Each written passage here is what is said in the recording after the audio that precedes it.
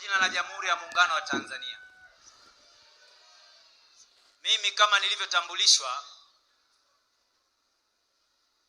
naomba pia nijitambulishe ili ninapozungumza mtapata fursa ya kupima kwamba nazungumza kitu ninachokijua au na mimi nabahatisha kama wale wengine ambao wamebobea kwenye masuala ya mirathi na masuala ya mazingira.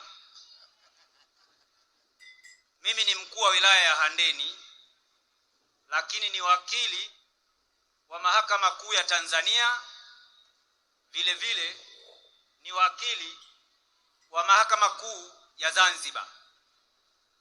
Jana nilimsikia ndugu yangu mmoja akiwa Kagera anasema kwamba kuna watu wamefundishwa na maprofesa. Kwa hiyo anataka kutuaminisha wakisema wao hawawezi kukosea. Sasa mimi ni mjibu profesa anayemzungumzia, na mimi amenifundisha na ndiye aliyenisimamia kwenye utafiti wangu wa degree yangu ya kwanza. Lakini pia vile vile ninayo degree ya pili ya ubobezi kwenye sheria na ninayo degree nyingine ya ubobezi kwenye utawala wa umma, na nimefanya kazi ya uwakili kama wakili wa kujitegemea kwa zaidi ya miaka 17. Kwa nimeandaa mikataba, nimeisoma mikataba na naelewa. Ndugu Katibu Mkuu, serikali ya awamu ya 6 tarehe 25 mwezi wa 12 mwezi wa 10 2022 iliingia kwenye mkataba wa makubaliano ya kuendeleza, kusimamia na kuendesha shughuli za bandari.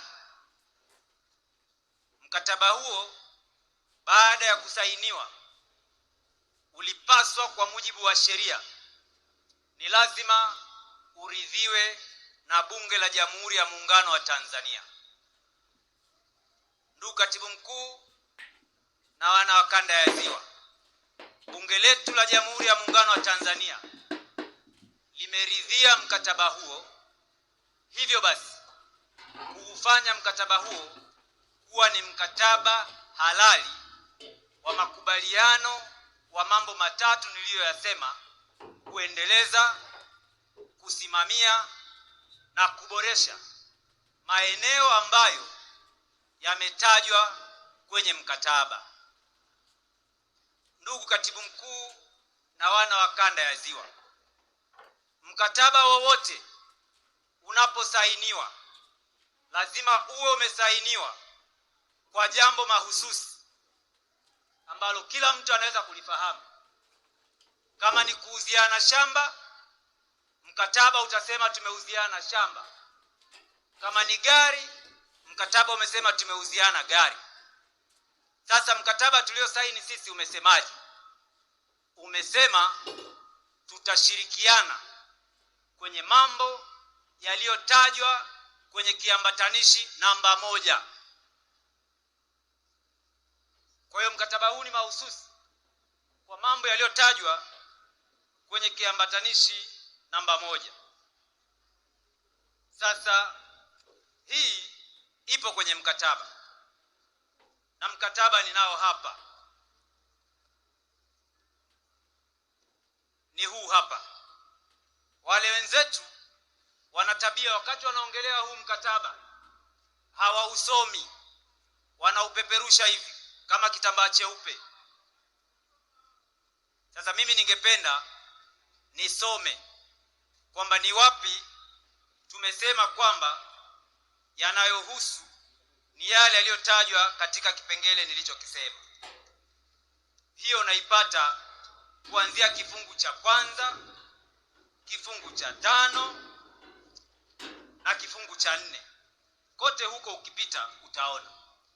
Lakini kifungu cha 4 kinachopatikana ukurasa wa 15 kinasomeka hivi. Nitasoma kwa Kiingereza, nitakitafsiri ili tujue kinasemaje. Kiko hapa. Kinasema Scope of cooperation and implementing entities. Number moja, the scope of this agreement is to facilitate the implementation of the areas of cooperation set out in Appendix 1 to this agreement. Maana yake ni nini kwa Kiswahili cha kawaida? Kwamba mawanda, maeneo ya kushirikiana katika utekelezaji wa mkataba huu yametajwa kwenye kiambatanishi namba 1 ambacho ni sehemu ya mkataba. Hauwezi ukausoma mkataba huu ukawa umekamilika bila kusoma kiambatanishi namba 1. Huwezi. Sasa ndugu katibu mkuu, kwa ridhaa yako, kiambatanishi namba 1 sitakisoma mimi, kwa sababu kuna maprofesa wamesema mkataba huu ni wa ovyo, hawautaki. Mama yangu jana nimemsikia alikuwa kwa mama yangu mwingine huko, kaenda kuongelea. Sasa pale ndo amenikorofisha, ili angeongelea kwingine. Kasema mkataba haufai, na amenijibu mimi kwamba mkataba haufai, nasema uongo. Lakini yupo na ndugu yangu mwingine anasema mkataba haufai, ametaja elimu yake. Sasa mimi nataka nitamleta hapa mwanafunzi wa sekondari na mtoto mdogo wa shule ya msingi, wao watasoma, mtawasikiliza, alafu mtaniambia walichokisoma ni nini, na kama hakipo kwenye mkataba huu basi mimi nitakubali na nitasimama mbele wa Tanzania niseme ni muongo. Kwa nakuomba ndugu yangu Makene, niletee wale wasaidizi wangu wanisomee hapa. Njoni. Makene wa Rusi, njoni hapa. Kwanza anakuja amebeba laptop. Nataka tusikilize, tusikie. Hebu njoo hapa. Ataanza kusoma kwa Kiingereza ili tusiambiwe tumechakachua, si sawa? Alafu tutasoma kwa Kiswahili ili kila mtu asikie ni nini kimetajwa kwenye kiambata namba 1. Appendix 1, Areas of Cooperation. Description. The first one, Development, Management and Operation of Rural Terminal, Berth 0, General Cargo Terminal, Berth 1 to 4, and Container Terminal, Berth 5 to 7 of the Dar es Salaam Port. The second one, Development of the Wharf Terminal and Passenger Terminal of the Dar es Salaam Port to be operated by TPA. The third one, Development, Management and Operation of the designated area of Kuala Inland Container Depot and the Kurasini Port Brigade. The fourth one, Development, Management and Operation of a new container terminal at Roro and General Cargo Berth, reallocating the Roro yard to EPZA designated area by constructing a multi-store car park and upgrading the Roro yard to a general cargo and container yard. The fifth one, providing modern ICT systems required by TPA to give all Tanzania stakeholders increased efficiency and visibility on the operation of ports across Tanzania. The sixth one, providing modern world-class maritime services to the port of Dar es Salaam on a common user basis. The seventh one, training and development support to be given to the TPA by the DPW to increase the capacity of TPA staffs to operate the network of ports under their control. Mama Samia oye! Mmesikia Kiingereza hicho? Mmeona elimu yetu ilipofikia eh? Sasa ngoja mwanangu hapa anisomee.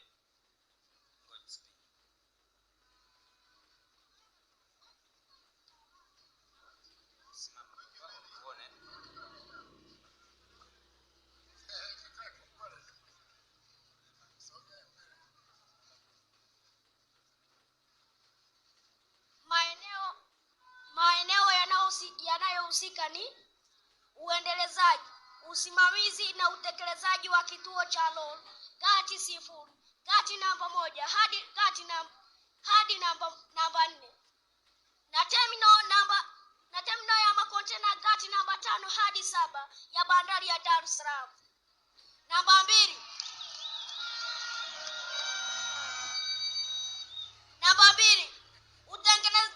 utengenezaji wa kituo cha majahazi na kituo cha abiria cha bandari ya Dar es Salaam kitakachoendeshwa na mamlaka ya bandari. Namba 3, uendelezaji, usimamizi na uendeshaji wa eneo teule la bohari ya kontena ya Kwala na lango la awali la bandari ya Kurasini.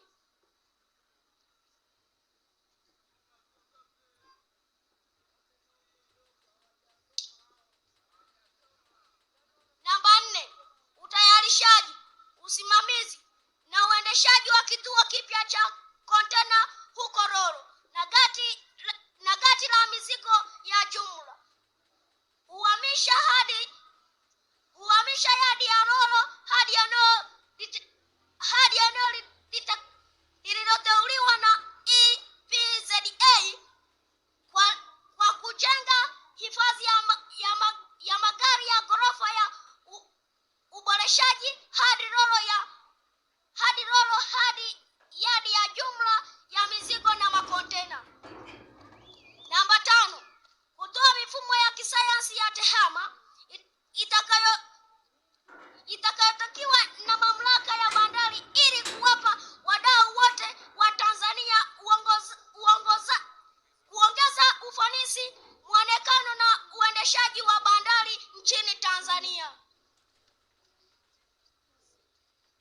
Namba 6, kutoa huduma za kisayansi za kisasa za hali ya juu za bandari kwa bandari ya Dar es Salaam kwa misingi ya watumiaji wa kawaida. Namba 7, msaada wa mafunzo na maendeleo utakaotolewa na mamlaka ya bandari DP World ili kuongeza uwezo wa wafanyakazi wa mamlaka ya bandari kuendesha mitandao ya bandari chini ya udhibiti wao. Asante sana. Nadhani mmesikia kwa Kiswahili kidogo, si ndio? Wapigieni makofi sasa. Kwanza jitambulishe. Wewe unaitwa nani? Wajina naitwa Gosbet Bwele, msanii wa kikundi cha Tandazo Theater Group Matugachalo kutoka wilaya ya Ukerewe mkoa wa Mwanza nchini Tanzania. Asante sana. Haya, sasa nyinyi mnaweza kwenda. Njoo mwanangu, jitambulishe na wewe. Kwa majina naitwa Diana Silas na soma form 6 Mkolani Secondary. Asante.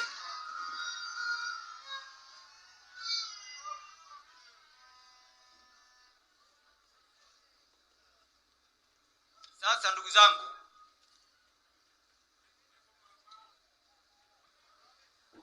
kwanza hawa watoto siwafahamu. Niliomba nikasema nitafutiwe randomly tu mtu anaweza kusoma mwenyewe, na wamesoma vizuri.